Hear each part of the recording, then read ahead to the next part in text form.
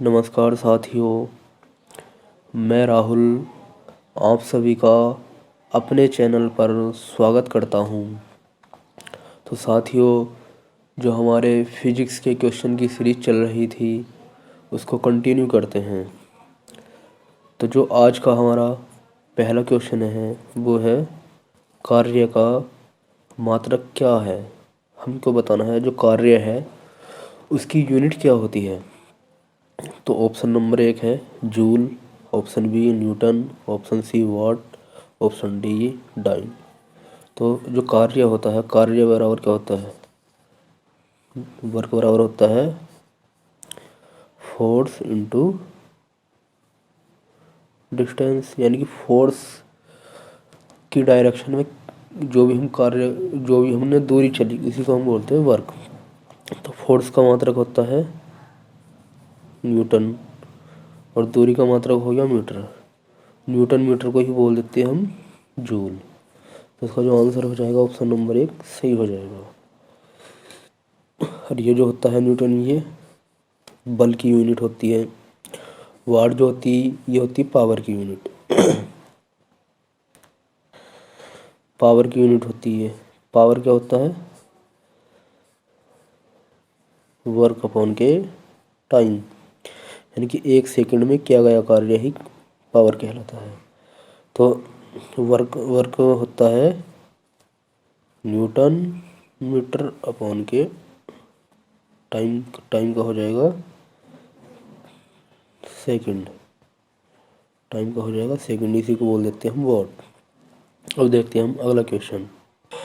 तो अगला क्वेश्चन है जो प्रकाश है वो छोटे छोटे कणों से मिलकर बना होता है, उसे क्या कहते हैं। हमको बताना जो प्रकाश है वो छोटे छोटे कण होते हैं इस तरीके के, इनसे मिलके बना होता है, उसको हम क्या बोलते हैं। उसको ऑप्शन 1 हो जाएगा परमाणु, option B neutron, option C positron, option D photon. दोस्तों जो इसका आंसर हो जाएगा वो हो जाएगा फोटोन। मतलब जो ऊर्जा के छोटे छोटे बंडल होते हैं इनको हम बोलते हैं पॉकेट, और इन पॉकेट को बोलते हैं हम फोटोन, जो कि ऊर्जा देते हैं। अब देखते हैं हम अगला क्वेश्चन। तो दोस्तों अगला क्वेश्चन है प्रकाश का तरंग सिद्धांत किसके द्वारा प्रतिस्थापित किया गया था। जो प्रकाश का तरंग सिद्धांत है ये किसने बताया था, किसके द्वारा इसको एक्सप्लेन किया गया। तो ऑप्शन 1 हो जाएगा न्यूटन के द्वारा, ऑप्शन बी हाइगेंस के द्वारा, ऑप्शन सी प्लांक के द्वारा, ऑप्शन डी हो जाएगा फैराडे के द्वारा।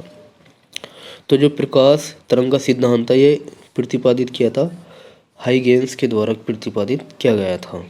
अब देखते हैं हम अगला क्वेश्चन।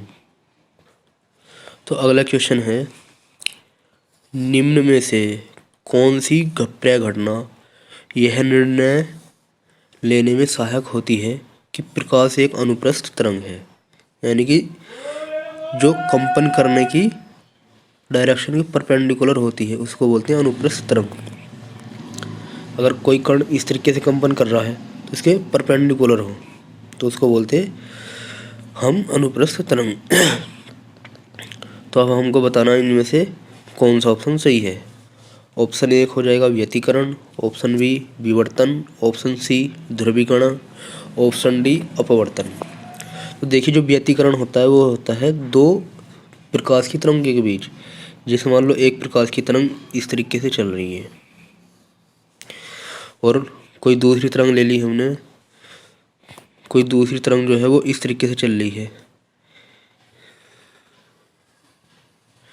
तो इसको बोलते हैं हम व्यतिकरण। अगर इसका ट्रप से मिलके चल रहा है और क्रेस्ट से मिलकर चल रहा है तो इसको बोलते हैं हम, तो जब ये इनका ट्रप से मिलकर चल रहा हो क्रेस्ट से तो इसकी क्या होती है तीव्रता बढ़ जाएगी, इसको बोलते हैं हम समपोषी तरंगे। इसको क्या कहते हैं हम समपोषी तरंगे। और अगर इसका जो क्रेस्ट है वो इस तरीके से चल रहा है, ये हो गया, इसका ये इस तरीके से चल रहा है, यानी ट्रप क्रेस्ट से और क्रेस्ट ट्रप से मिलके चल रहा, तो इसको बोलते हैं हम विनाशी तरंग है, यानी कि इसकी तीव्रता कम हो जाएगी। अब देखते हैं विवर्तन क्या होता है। तो विवर्तन ही होता है, जैसे मान लो ये कोई मीडियम हो गया और इधर से प्रकाश की तरंग आ रही थी, तो इससे ये टकरा के, ये वापस तो नहीं, लेकिन इससे टकरा के इसके कोने से निकलेगी, इसी को बोलते हैं विवर्तन। और ध्रुवीकरण क्या होता है? जो ध्रुवीकरण होता है वो होता है, जैसे मान लो ये प्रकाश की किरण आ रही थी, ये मान लो प्रकाश आ रहा था, कोई इधर से आ रहा था, कोई किरण इधर से आ रही थी, कोई ऐसे आ रही थी, लेकिन हमने जैसे एक कोई मीडियम रख दिया, इसको बोलते हैं ध्रुवीकरण मीडियम, पोलराइड मीडियम। तो इसने क्या हुआ, प्रकाश की दिशा को एक ही डायरेक्शन में कर दिया, इसको बोलते हैं ध्रुवीकरण। और अपवर्तन का तो पता ही है, कोई प्रकाश आया और वो अपना टकरा के एक साइड से निकल गया, इसका जो आंसर हो जाएगा वो हो जाएगा विवर्तन। यानी कि निम्नलिखित में कौन सी परिघटना यह निर्णय लेती है कि प्रकाश एक अनुप्रस्थ तरंग है, तो वो बताती विवर्तन। अब देखते हैं हम अगला क्वेश्चन। जो अगला सवाल है, प्रकाश के विद्युत चुंबकीय स्वरूप की खोज किसने की थी? तो इसकी जो खोज की थी वो की थी मैक्सवेल ने की थी। दोस्तों अब देखते हैं हम अगला क्वेश्चन। अगला क्वेश्चन है, किसने सर्वप्रथम यह दिखलाया कि प्रकाश तरंगों का विवर्तन होता है? ये किसी ने बताया था कि प्रकाश तरंगें जो होती हैं उनका विवर्तन होता है। विवर्तन हो गया, ये कोई मीडियम था, इधर से प्रकाश किरण आई और इससे टकरा के इसकी साइड से निकल के चली गई, इसी को बोलते हैं विवर्तन। तो ये बताया था दोस्तों ग्रेमोल्डी ने बताया था। अब देखते हैं हम अगला क्वेश्चन। अगला क्वेश्चन है, प्रकाश विद्युत प्रभाव का प्रतिपादन किसने किया? यानी कि प्रकाश का विद्युत प्रभाव है, इसको किसने बताया था कि जो प्रकाश किरण है वो विद्युत की तरह अपने व्यवहार को प्रदर्शित करती हैं? तो ये दोस्तों बताया था आइंस्टीन ने, ये बताया था आइंस्टीन ने। अब देखते हैं हम अगला क्वेश्चन। दोस्तों जो अगला क्वेश्चन है, निम्न में से कौन सी घटना प्रकाश और ध्वनि दोनों में घटित नहीं होती है? तो इसमें बताना नहीं होती है, कौन सी घटना है जो प्रकाश और ध्वनि जो दोनों में घटित नहीं होती है? दोस्तों विवर्तन भी होता है और परावर्तन भी होता है और अपवर्तन भी होता है, लेकिन जो ध्रुवण होता है ये नहीं होता। तो इसका आंसर ऑप्शन नंबर बी सही हो जाएगा। अब देखते हैं हम अगला सवाल। अगला सवाल है, किसी अवरोध की कोर से प्रकाश का मुड़ना क्या कहलाता है? अभी बताया था इसको पीछे, ये रहा कोई अवरोध ले लिया और ये प्रकाश की किरण आ रही थी और इससे टकराया और ये इस तरीके से मुड़ गया, तो इस घटना को हम क्या कहते हैं? इसको बोलते हैं हम विवर्तन, इसको बोलते हैं हम विवर्तन। अब देखते हैं हम अगला क्वेश्चन। तो दोस्तों आज का हमारा लास्ट क्वेश्चन है, निम्न में से कौन सा सिद्धांत प्रकाश के तरंग प्रकृति की पुष्टि कराता है? यानी कौन सा वो है जो बताता है कि प्रकाश जो है वो एक तरंग की तरह व्यवहार प्रदर्शित करता है? तो ऑप्शन ए हो जाएगा न्यूटन का कणिका सिद्धांत, ऑप्शन बी व्यतिकरण का सिद्धांत, ऑप्शन सी प्रकाश का विद्युत चुंबकीय तरंग सिद्धांत, या इनमें से कोई नहीं। तो जो हमारा प्रकाश है इसमें दो चीज़ हमें देखने को मिली, एक तो कण प्रकृति और दूसरा तरंग प्रकृति। तो जो कण होता है, अब हमको बताना कि इसमें तरंग प्रकृति के लिए बताना है।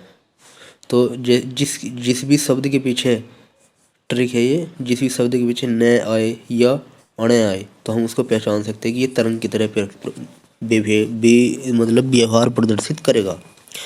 अगर आए प्रभाव पीछे लास्ट में प्रभाव दिखाई दे तो वो कण प्रकृति को बताता है।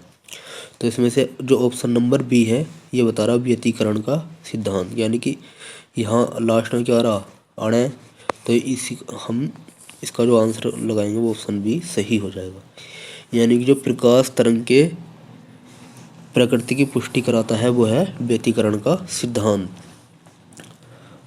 तो दोस्तों आपको आज के सवाल पसंद आए होंगे, तो आप हमारे चैनल को ज़्यादा से ज़्यादा सब्सक्राइब करो, वीडियो को लाइक और शेयर करो।